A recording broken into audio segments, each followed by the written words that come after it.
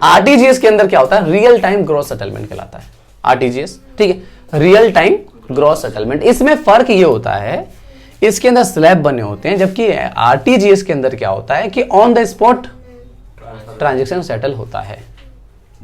समझ में, ये थोड़ा सा एडवांस हो गया उससे।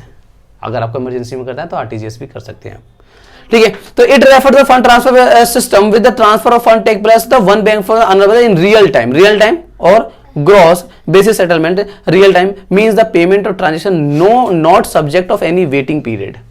इसमें वेटिंग पीरियड नहीं है कि आपको इतने टाइम से इतने टाइम के बीच का एक ही बार करेंगे, जो ट्रांजेक्शन जब होगी उसी समय सेटलमेंट हो जाएगा आरटीजीएस में, ठीक है। The transaction are settle as soon as they the proceed. Gross settlement means the transaction settle on 1-to-1 basis without bunching the और नहीं। एनईएफटी में क्या होता है कि बंच बनाए जाते हैं कि इतने इकट्ठे हो जाएंगे इतने घंटे के अंदर में, उसके बाद वो सारे करते हैं, जबकि आरटीजीएस में नहीं। आरटीजीएस में एक ट्रांजेक्शन हो, इसी समय साथ के साथ उसको सेटल कर दो। समझ में आई बात, ये साथ के साथ सेटल होते हैं।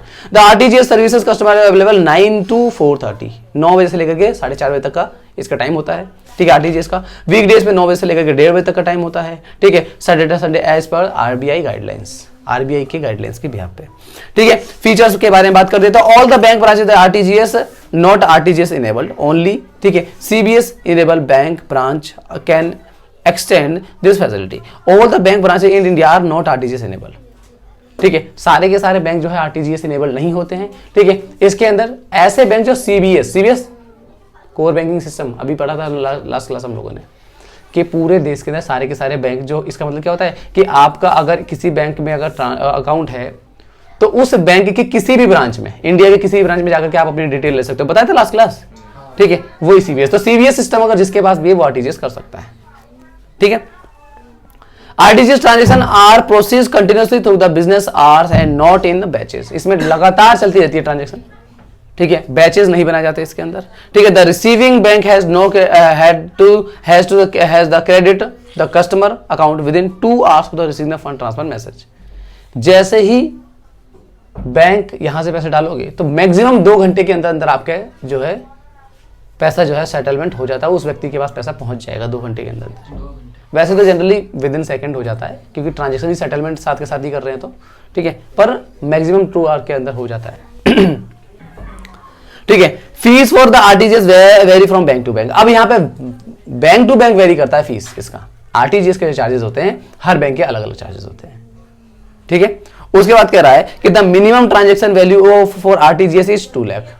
2 लाख रुपए का मिनिमम ट्रांजेक्शन है, मतलब 2 लाख से ऊपर की ट्रांजेक्शन ही आप आरटीजीएस कर सकते हो, ठीक है। 2 लाख से अगर चाहो 50,000, 1 लाख, 1.5 लाख करना चाहो नहीं कर सकते। आप कम से कम 2 लाख रुपए आरटीजीएस कर सकते हो, ठीक है। There are no upper limit, पर अपर लिमिट इसके अंदर कुछ भी नहीं है। मैक्सिमम कितना भी कर सकते हो और मिनिमम 2 लाख, ठीक है।